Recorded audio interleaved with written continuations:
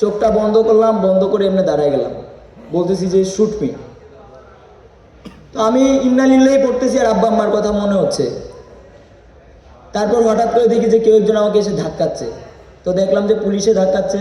5-6 kilo দৌড়াই আসছি আমরা, শরীরে কোনো এনার্জি নাই। তো আমিও পাল্টাপাল্টি ধাক্কাচ্ছি, এক পর্যায়ে পড়ে যাই।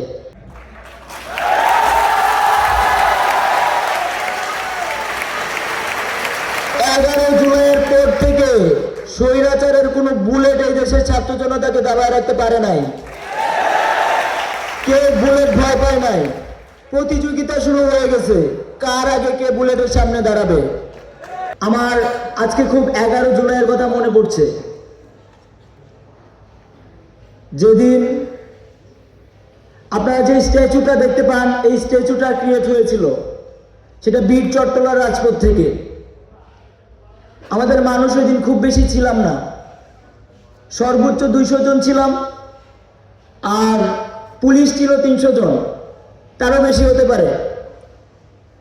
আমাদের টার্গেট ছিল আমরা কোনোভাবে রাজপথ থেকে যাব না, যেভাবেই হোক আমরা আমাদের কর্মসূচি বাস্তবায়ন করব। তো 11 জুলাই আমরা বটতলী রেল স্টেশন, যেটা চট্টগ্রামের মেইন রেল স্টেশন, ওখানে কর্মসূচি ঘোষণা করি। বৃষ্টি ছিল এবং এর আগের দিন সারাদিন বাংলা ব্লকেট ছিল, যার ফলে উপস্থিতি কম ছিল। আমরা যখন দেখলাম রাস্তায় প্রায় 300 জন পুলিশ, আমরা শিক্ষার্থীরা 200 জন, আমরা আলোচনা করছিলাম কিভাবে আমরা রাজপথে যেতে পারি। কিন্তু পুলিশ থেকে বারবার আমাদের কাছে মেসেজ আসছিল, আপনারা রাজপথে যাবেন না, এখানে দাঁড়াবেন, দাঁড়িয়ে স্লোগান দিবেন আর কর্মসূচি শেষ করে চলে যাবেন।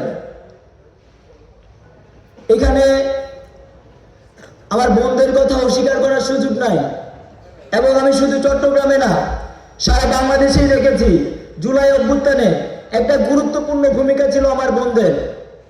যখন আমরা 11 জুলাই চট্টলার রাজপথে নামতে পারছি না, তখন আমাদের বোনেরা আমাদের ঢাল হয়ে দাঁড়িয়েছে সামনে, বলেছে আপনারা পিছনে আসেন, আমরা সামনে আছি, যা হওয়ার আমাদের হবে, বাট আপনারা পিছায়েন না। আমরা টাইগার পাস পর্যন্ত মার্চ করে যাই পুলিশের ব্যারিকেড ভেঙে। টাইগার পাসে গিয়ে আমাদেরকে চূড়ান্ত ব্যারিকেড দেওয়া হয়, এক চুলো আমাদেরকে যেতে দেবে না। সামনে থেকে 2 জন নেগোসিয়েশন করতেছিল আর পিছনে আমরা ছিলাম। তো আপুরা বলতেছিল যে আপনারা কি যাবেন কি যাবেন না, যদি না যান তাহলে বলেন, আমরা যাব। তো আমি যে 2 জন নেগোসিয়েশন করতেছিল, আমি বলছি যে আপনারা নেগোসিয়েশন করেন পুলিশের সাথে, আমরা দেখতেছি। তো ওদেরকে নেগোসিয়েশন করতে দিলাম, আপুদেরকে বললাম আমরা পিছন থেকে ফোর্স করতেছি আর আপনারা সামনে যাবেন, আমরা পিছন থেকে ফোর্স করব। কারণ একটা ইয়া ছিল, স্ট্র্যাটেজি ছিল যে আপুদেরকে তো সহজে টাচ করবে না। ধরেন আপনার একজন বোন অথবা আপনার একটা মেয়ে, তাকে যদি পরপুরুষ বা কোনো একটা ছেলে টাচ করে, মানে টাচ করে বাজেভাবে, এটা আপনি মেনে নেবেন? সম্ভব এটা? তো ওই দিন আপুরা সামনে ছিল, পুলিশ মহিলা খুব কম ছিল, পুরুষই ছিল বেশি। ওরা ছাড় দেয় নাই কাউকে। যতগুলা বোন ছিল সামনে প্রত্যেককে পিটাইছে এবং বাজেভাবে টাচ করছে, একজনও টাইগার পাস থেকে যেতে পারে নাই। আমরা 1-150 ছেলে দৌড়ায় সামনে চলে গেছি। তো আমরা ভাবছি কি যে সামনে আর কোনো ব্যারিকেড থাকবে না, হয়তো পিছনেই আছে। 2 নাম্বার গেট পর্যন্ত গেছি, যাওয়ার পরে দেখি যে পিছনেও পুলিশ, সামনেও পুলিশ, মাঝখানে পড়ে গেছি আমরা। আমাদের বাম দিকে শুধু দৌড়ানোর রাস্তা আছে, পিছনেও নাই, সামনেও নাই, ডানেও নাই।